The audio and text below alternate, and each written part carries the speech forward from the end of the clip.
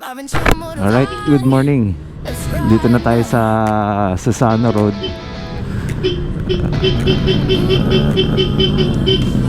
Walang, meron nagmamadali sa likod natin. Oo nga. Oo. So ito, dito tayo sa ano. Ayan, may emergency. Hindi natin alam kung paano nangyari. May emergency kasi kanina lang nasa likod lang natin siya. So dito tayo sa may Quirino Highway. Quirino Highway, ito na. Ito po ay Susana Road. Then ito po ay General Luis. And then dire-diretso na po tayo. So far may nakikita pa rin tayo mga e-bike na tatlo gulong, no, nasa gilid-gilid. Pero hindi pa masyado ano yan, naka-relax pa yan kasi Friday ngayon, alanganin yung ano, di ba, yung pasok. Hindi pa na-sandwich eh. Kung na-sandwich yan, walang pasok dapat ngayon, no? Yun ang ano doon. Although tayo walang pasok, pero magbubukas pa rin tayo kahit ano pang mangyayari dahil tayo ay small entrepreneur. So yan, nabutan lang tayo ng stoplight. Hintayin lang tayo, patayin ko muna ulit. Okay, so yun, going back sa mga work, ang mga tao. Magandang morning, January 2. Ito po yung araw na sinasabing ano ng mga e-trikes or e-bikes. Hindi kasi nila ano yung kategory ng e-bikes, no? Kung ano yung mga dapat bawal at hindi at pwede or may konsiderasyon, no? Ang dami nating nakuhang mga balita na ang pwede daw ay yung may pedal daw dahil considered naman kasi yun sa bike lane dahil may pedal assist, di ba? Yung pedal assist kasi meron tinatawag na muscular power. So pag may ginagamit na muscular power, pwede siya kasi considered bicycle siya. So ayan, meron pa rin ditong mga naka e-trike na lalakas loob or sabihin lang nila eh ito ang service nila, di ba? Parang bumabiyahe pa yun. So kita nyo, maluwag pa ang Quirino Highway. Normally ito po ay ano, ngayon pa lang eh masikip na, dito pa lang sa gulod. Ayan, sabayan natin yung ano. Hindi tayo nakapag-gloves kasi kanina basang-basa yung kamay natin dahil may hinugasan tayong ano dito sa ating e-bike. Oh, pausok. Woohoo! Yan ang dapat pagbawalan eh, mga ganyan. So kahapon na ulan, no? May tatawid dapat. Yan yung nag-signal. Late nag-signal. Ganda butasan ng gulong na, no? Okay, so napakaluwag, napakasarap bumiyahe. Naghahanap tayo ng ano, pero doon na lang tayo sa may bandang Mindanao Avenue at EDSA siguro dadaan, ano, para pakita natin or silipin natin, guys. Ito yung naabangan ninyo eh, no? Yung gusto nyo eh, no? Ayan, so mamaya ulit, doon muna tayo. Okay.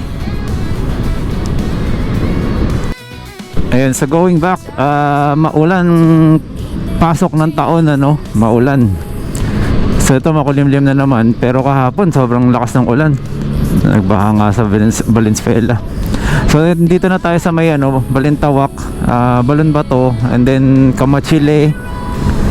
Ikot lang tayo, guys, papunta tayo sa may Banawe. Tapos punta tayo ng Quezon Avenue, then EDSA. Walang helmet ng dalawa. Mga dapat unahin nung hulihin. Ayan, so far walang ibang e-bike akong nakikita. Kanina meron sa may Novaliches. So nandito na tayo sa may Kamachile. Ito po ay exit ng ano, ng NLEX North Expressway, Luzon Expressway. So medyo hatawin ko lang ng konti dahil medyo mabilis ang pasok. Labasan po kasi to, kaya medyo galing lahat sa mabilis tong mga to. Ayan yung end of expressway. So ito tayo. Ito po ay tinatawag na Bonifacio naman. And Ayala Cloverleaf.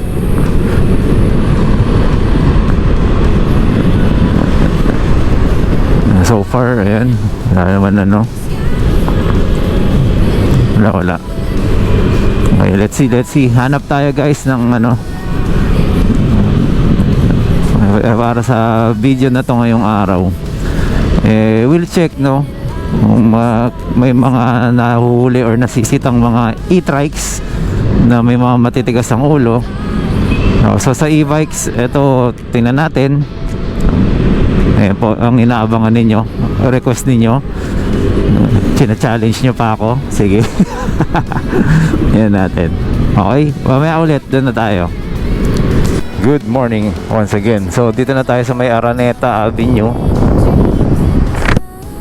Bali, ang Araneta Avenue natin ngayon ay papuntang southbound, no?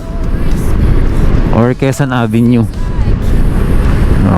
Normally kasi diba doon tayo sa Quezon Avenue lumiliko papuntang Araneta. So ngayon pabalik tayo ng EDSA, no? So speed 1 lang tayo guys. Hindi ko lang alam kung gagana yung GPS natin. Ayan, stoplight.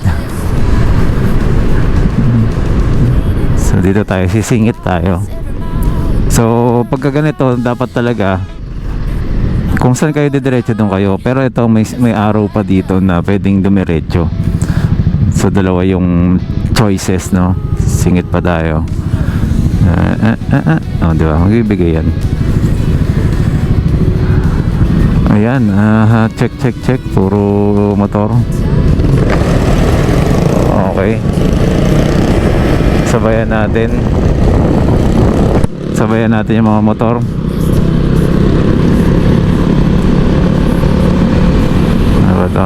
Speed 2 na tayo guys kasi medyo ano, nalanganin ako sa takbo ng speed 1 natin.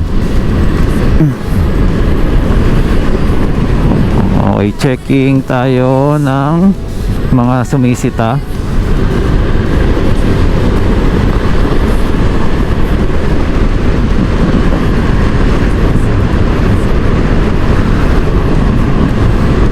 Ito. Okay, ito po ay Del Monte.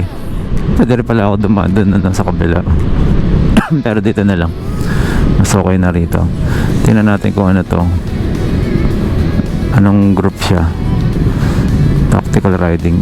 Iba to. Iba yung pagka-police na to. So hindi siya enforcer na ano. Okay, yan po ay dito ulit tayo sa may ano, Del Monte. Ito po ay Del Monte yan. Ayun, no, yung street Del Monte Avenue. Okay, patayin ko lang muna. Doon tayo ulit para di humaba video. Ayun, no, meron na rin tayo dito sa Japan guys.